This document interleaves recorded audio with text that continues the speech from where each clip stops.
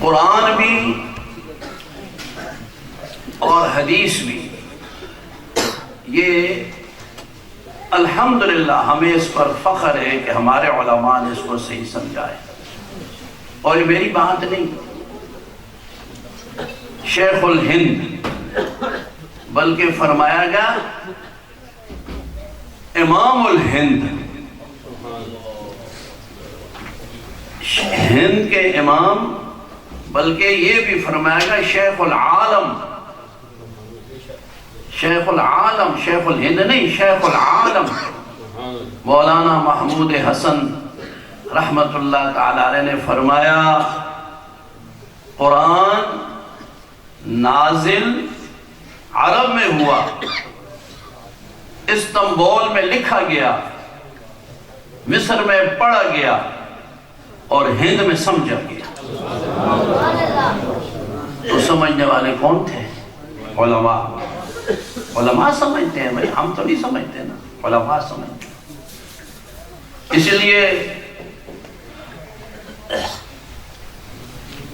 شیخ التفسیر قطب زمان امام الاولیاء دور حاضر کے بہت بڑی عظیم شخصیت حضرت مولانا احمد علی لاہوری نور اللہ مرقدہ ورحمت اللہ علیہ فرمایا کرتے تھے جو حدیث کا منکر ہے اصل میں وہ قرآن کا منکر ہے، کیونکہ حدیث قرآن سے جدا نہیں. جن واسطوں سے، جس زبان پاک سے، جس مشکات نبوت سے قرآن و مجید آیا، اسی سے حدیث بھی آئی. آپ صلی اللہ علیہ وسلم نے قرآن و مجید پڑھ کے سنایا نا جی، تو حدیث میں کس نے پڑھ کے سنائی؟ آپ صلی اللہ علیہ وسلم. بلکہ میں عرض کروں یہ تو آپ صلی اللہ علیہ وسلم کی کمال دیانت اور امانت ہے، کیونکہ آپ صلی اللہ علیہ وسلم وہ ذات ہیں کہ آپ کے شاگردوں پر امانت اور دیانت ختم ہے. آپ کے شاگردوں پر نبی سچا ہے تو آپ کا شاگرد صدیق اکبر ہے، نبی عادل ہے تو آپ کا شاگرد فاروق اعظم سب سے بڑا عادل ہے. نبی حیا والا ہے تو عثمان غنی حیا والا ہے، نبی بہادر ہے تو علی المرتضی شیر خدا شجاع اور بہادر ہے. آپ صلی اللہ علیہ وسلم کی جو صفات ہیں تمام صحابہ اس کے پرتو ہیں. تو جناب سرور کونین صلی اللہ علیہ وسلم نے قرآن مجید بھی پڑھ کے امت کو سنایا اور اس کی شرح حدیث بھی. اور یہ میں نے عرض کیا کمال دیانت و امانت ہے کہ آپ نے فرمایا یہ اللہ کا کلام ہے اور یہ میرا کلام ہے. یہ حضور نے فرمایا، ورنہ آپ نہ فرماتے کسی کو کیا پتہ ہے بھائی. ہم تو عجمی لوگ ہیں نا، ہم نہیں سمجھ سکتے، لیکن جو عرب تھے نا، عرب بھی نہیں سمجھتے. اس لیے کہ کان افصح العرب، تمام عرب میں سب سے زیادہ فصیح اللسان ہمارے نبی تھے صلی اللہ علیہ وسلم. کان افصح العرب. اس لیے آپ قرآن و مجید دیکھیں نا اور حدیث کو اگر آپ ساتھ ساتھ ملائیں تو کوئی جگہ گمان ہوتا ہے کہ یہ شاید حدیث ہی ہو، شاید یہ قرآن ہی ہو. ایسی قریب قریب ہے. مثلا اِنَّا أَعْطَيْنَاكَ الْكَوْثَرَ فَصَلِّ لِرَبِّكَ وَانْحَرْ ان شانئک هو الابتر. یہ کیا ہے بھائی؟ اللہ کا قرآن ہے نا. اچھا علماء طلباء سے ہٹ کر کے میں جو میرے آپ بھائی ہیں میرے دوست ہیں میرے بھائی علماء طلباء سے ہٹ کر کے میں عرض کرتا ہوں آپ کے سامنے میں عبارت پڑھتا ہوں. افشوا السلام اطعموا الطعام وصلوا الارحام صلوا باللیل والناس نیام تدخلوا الجنت بسلام. جس کو پتہ نہ ہو اس عربی میں اس عربی میں کوئی فرق ہے؟ کوئی فرق نہیں. تو آپ نے فرمایا صلی اللہ علیہ وسلم نے اے میری امت اور اے میرے صحابہ اور جو کاتبان وحی تھے ابو بکر عمر عثمان علی کے ساتھ ساتھ سیدنا امیر معاویہ رضی اللہ تعالیٰ عنہ یہ کاتب وحی تھے یاد رکھیں.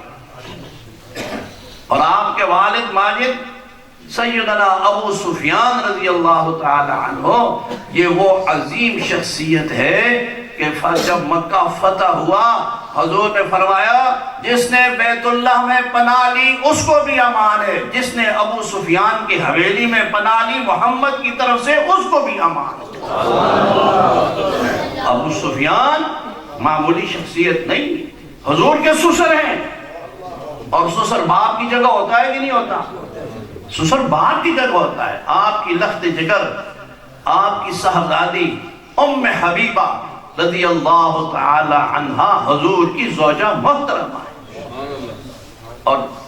اور رشتے ناتوں کا جتنا خیال حضور نے فرمایا امت میں کوئی کر سکتا ہے؟ آج کوئی شریف آدمی ہو نا وہ اپنے سسر کی اپنے ساس کی بے ادبی برداشت نہیں کر سکتا. شریف آدمی ہو, ہاں ہماتڑ بیل ہو تو اس کی کوئی بات نہیں. آج کل تو لوگ ماں باپ کا بھی احترام نہیں کرتے. آج کل تو لوگ ماں کو ذبح کر دیتے ہیں, باپ کو گلاڑی مار دیتے ہیں. آپ پڑھتے ہوتے ہوں گے نا, آپ تو نیک لوگ ہیں ماشاءاللہ, سارے متقی پرہیزگار ہیں. میں ویسے عرض کرتا ہوں آج کل جو برائیاں ہیں نا جی وہ ایک یہ بہت بڑی ہے کہ ماں باپ کی نافرمانی بہت زیادہ ہو چکی ہے. لیکن جو شریف آدمی ہوتا ہے نا وہ اپنی ساس اپنے سسر کو بھی اپنی ماں اور اپنا باپ سمجھتا ہے اور ان کا بڑا احسان ہوتا ہے کہ وہ اپنی بچی پال پوس کے پڑھا لکھا کے تیار کر کے دوسرے کے حوالے کر دیتے ہیں. یہ بہت بڑا احسان ہوتا ہے, معمولی بات نہیں ہے. بہرحال کاتبان وحی میں سیدنا امیر معاویہ رضی اللہ تعالی عنہ بھی ہیں. تو آپ صلی اللہ علیہ وسلم فرما دیتے تھے یہ اللہ کا قرآن ہے, اس کو فلاں فلاں فلاں جگہ رکھو اور یہ میرا کلام ہے. تو قرآن الگ احادیث الگ, لیکن اگر آپ اس کے معنی کو دیکھیں, مطالب کو دیکھیں, عبارت کو دیکھیں تو یہ صرف آپ صلی اللہ علیہ وسلم نے ہی فرمایا کہ یہ دونوں چیزیں الگ الگ ہیں. بہرحال جس زبان فیض ترجمان سے قرآن آیا نا جی اسی سے حدیث بھی آئی ہے.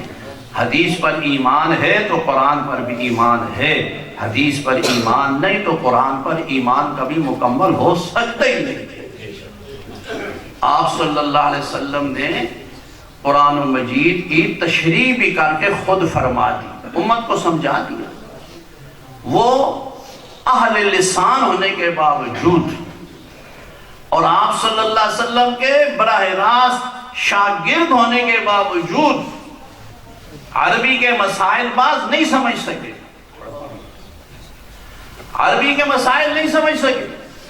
مثلا علماء تشریف فرمائیں, میں اگر کوئی غلطی کروں تو بے شک مجھے فرما دیں, مجھے اس میں کوئی عار نہیں ہے, میں اپنی غلطی تسلیم کرتا ہوں الحمدللہ. میں تو کوئی عالم نہیں ہوں بھائی, طالب علم بھی نہیں ہوں.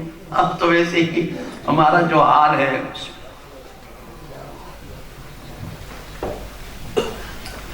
روزے کے بارے میں حکم نازل ہوا, کلوا واشربوا حتی یتبین لکم الخیط الابیض من الخیط الاسود من الفجر. یہ بڑی آسان سی عربی ہے, مشکل نہیں. روزے کے بارے میں کہ فجر کا وقت روزہ کب تم نے بند کرنا ہے, فرمایا کلوا واشربوا, کھاؤ اور پیو, حتی یتبین لکم الخیط الابیض من الخیط الاسود من الفجر, یہاں تک کہ کالا دھاگا سفید دھاگے سے بالکل واضح ہو جائے. صحیح نظر آئے کہ یہ کالا دھاگا ہے، یہ سفید دھاگا ہے، اس وقت تک کھاتے پیتے رہو۔ یہ قرآن کا ایک حکم ہے، قرآن مجید میں موجود ہے۔ آپ جو تھوڑے بہت عربی دان ہیں آپ نے سمجھ لیا ہوگا کہ بہت آسان لفظ ہے۔ صحابی ہیں عدی ابن حاتم الطائی رضی اللہ تعالیٰ عنہ۔ حاتم طائی جو بڑا سخی گزرا ہے نا، اس کے صاحبزادے حضرت عدی، یہ صحابی تھے آپ صلی اللہ علیہ وسلم کے۔ حضرت عدی ابن حاتم نے یہ کیا، یہ بات تو سن لی، عرب تھے، صحابی ہیں، سمجھتے تھے۔ رات کو تکیے کے نیچے دو دھاگے رکھ لیے، ایک کالے رنگ کا ایک سفید رنگ کا، اور سیری اٹھ کے کھانا پینا شروع کر دی۔ تھوڑی تھوڑی دیر بعد تکیہ اوپر کرتے دیکھے ابھی نہیں صحیح نظر نہیں آ رہا ہے، کالا سفید ابھی صحیح نظر نہیں آ رہا ہے، ابھی تھوڑا تھوڑا اندھیرا ہے، پھر کھانا شروع کر دی۔ پھر جب اچھی طرح سے وَحَتَّى يَتَبَيَّنَ، اچھی طرح سے واضح ہو گیا کہ یہ کالا دھاگا یہ سفید، تو پھر کھانا بند کر دیا۔ صبح حاضر خدمت ہوئے، آپ صلی اللہ علیہ وسلم کی خدمت میں عرض کیا حضرت میں نے تو سحری کا وقت یہ دیکھا ہے۔ تو آپ صلی اللہ علیہ وسلم نے کیا فرمایا؟ فرمایا علی اس سے مراد دھاگا نہیں ہے، اس سے مراد صبح صادق ہے۔ اس آسمان پر جو اس طرح کی لکیر آتی ہے نا، وہ سحری کا جو وقت ہوتا ہے، اس سے وہ دھاگا مراد ہے، یہ کالا دھاگا سفید دھاگا مراد نہیں ہے۔ اب آپ میری بات سمجھو، میں اس لیے عرض کر رہا ہوں کہ قرآن مجید کی تفسیر تشریح آپ صلی اللہ علیہ وسلم نے خود صحابہ اکرام کو سمجھا دی تھی، اور پھر صحابہ اکرام نے اس کو سمجھ کے اس پر عمل کر کے آگے امت تک پہنچائی۔ تو یہ ہمارے ہاں اللہ تعالیٰ کا بڑا فضل و کرم ہے، احسان ہے، یہ مدارس کی برکتیں ہیں بھائی۔ اب دیکھیں انہوں نے جو چند خواتین کے اور بچیوں کے نام لیے، کتنی خوش قسمت خوش نصیب ہیں کہ سارے کام بھی گھر کے کام بھی کرتی ہیں، اور جو شادی شدہ ہیں ان کی تو اور ذمہ داریاں ہوتی ہیں، لیکن اس کے باوجود انہوں نے ماشاءاللہ 6 سال میں یہ دینی کورس مکمل کیا، اور آج انہوں نے امام الانبیاء صلی اللہ علیہ وسلم کی حدیث پاک کی سب سے صحیح ترین کتاب بخاری شریف کو اس کی انہوں نے تکمیل کر دی۔ اللہ ان کو بھی مبارک فرمائے، اللہ تعالیٰ آج اس سارے مجمع کو بھی مبارک فرمائے۔ عورتوں کے اندر دین کا جذبہ بہت ہوتا ہے، بلکہ ہر کام جس کام کے پیچھے لگ جائے نا، عورتیں ماشاءاللہ ان کی ہمت بہت ہوتی ہے، پڑھ لیتی ہیں۔ زیادہ وظیفے عورتیں ہی پڑھتی ہیں، مرد نہیں پڑھتے۔ تو سبھی تجربہ ہے اس کی، مرد آتے ہیں نا ہمارے پاس، حضرت جی فلانا مسئلہ کوئی وظیفہ دسو، میں کہ ہاں یہ وظیفہ پڑھ گن سے، اگر میں نہ پڑھا جی تو میں نے نہیں ماں پڑھے تو بعد میں کہ جو بھائی پڑھے کہتے ہیں نا، میں تو جی پتہ نہیں پڑھ سکتا کہ نہیں تھے، میری گھرے والی بڑی تکڑی وہ پڑھ گنی، میں کہ چلو صاحب وہ بھائی پڑھے۔ تو ماشاءاللہ عورتوں کے اندر دین کا جذبہ ہوتا ہے۔ عورت جو ہے نا، یہ اگر ٹھیک ہو جائے نا، سارا معاشرہ ٹھیک ہو جاتا ہے۔